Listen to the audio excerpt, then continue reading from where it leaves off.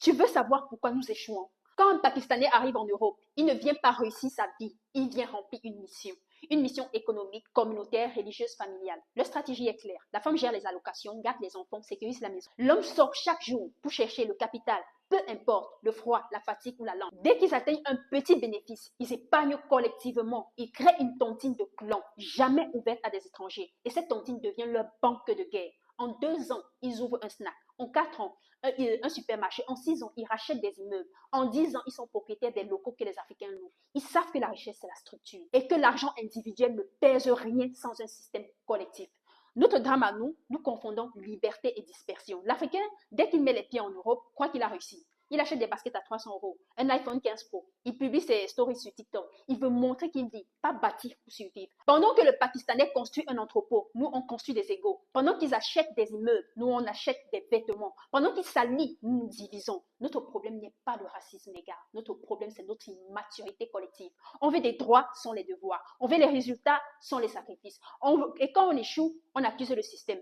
Mais la vérité, c'est que le système n'aime personne. Il récompense ceux qui s'organisent. Tu peux détester ce que je vais te dire, mais regarde autour de toi. Un arabe ne trahit pas son frère, même s'il ne s'aime pas. Ils se soutiennent dans le business. Leur logique est simple. Mieux vaut que la richesse reste dans notre communauté, même si je ne t'aime pas. Un Africain lui préfère voir son frère échouer plutôt que réussir avant lui. C'est culturel. Dès qu'un noir ouvre un commerce, d'autres noirs créent le même à côté, juste pour le tester. Mais quand un arabe ouvre une boutique, les siens viennent acheter chez lui. Ils nourrissent leur propre écosystème. Et c'est comme ça qu'en 10 ans, ils deviennent incontournables. Pendant que nous gaspillons notre énergie à nous comparer, ils construisent des dynasties économiques. Les femmes arabes, pakistanaises, turques ou syriennes comprennent le rôle stratégique du foyer. Elles ne sabotent pas le système familial par orgueil.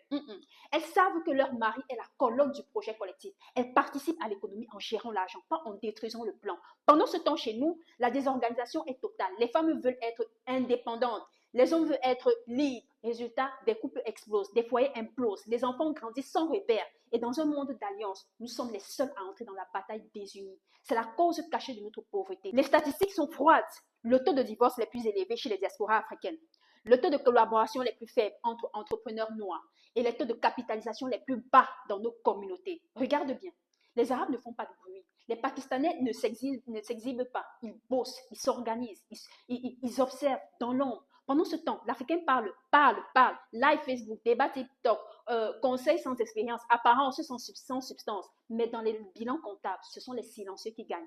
Leur secret, pas d'exposition inutile, pas de guerre d'ego, pas de perte de temps, juste du travail communautaire structuré. Notre problème à nous les Africains, c'est qu'on travaille pour prouver, pas pour prospérer. Chaque achat devient une démonstration sociale. Chaque réussite devient un concours de vanité. Mais dans les quartiers européens, le vrai pouvoir ne se montre pas. Il se cache dans les baux commerciaux, dans les actes notariés, dans les circuits de distribution. Pendant que tu cherches la visibilité, eux, ils cherchent la rentabilité. Leur puissance repose sur un mot, le clan.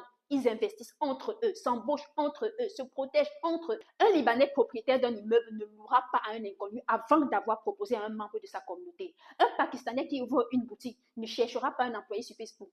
Il fera venir un cousin du village. Résultat, ils multiplient les structures. Ils deviennent leurs propres fournisseurs, leurs propres clients, leurs propres financiers. Nous, au contraire, on s'isole. On veut faire seul pour ne pas dépendre des autres. Mais dans un monde structuré par les réseaux, celui qui agit seul finit broyé.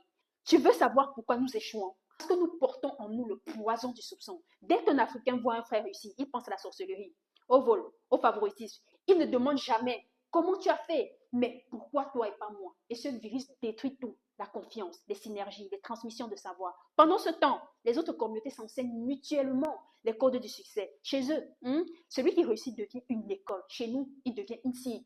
Regarde Bruxelles, Paris, Lyon, Anvers. Partout où il y a de la marge, ils s'installent, ils coopèrent, ils s'étendent. Et le plus frappant, ils ont compris que le produit n'a pas besoin de leur culture. Ils vendent du manioc, du piment, du plantain, du poisson fumé, des produits africains à des Africains, mais sans les Africains. C'est l'humiliation silencieuse de notre génération, les gars. Leur plus grande force n'est ni la chance, ni l'intelligence. Attention, c'est la discipline.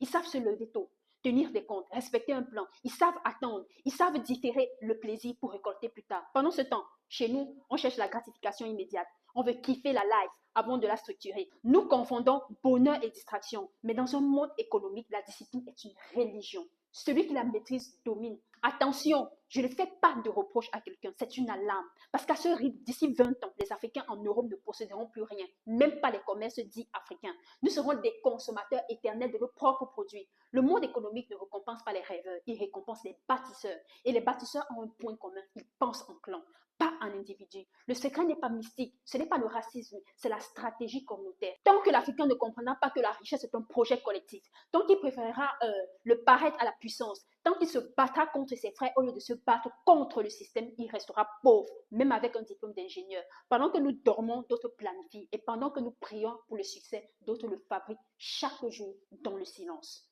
Je suis Charlotte Elia.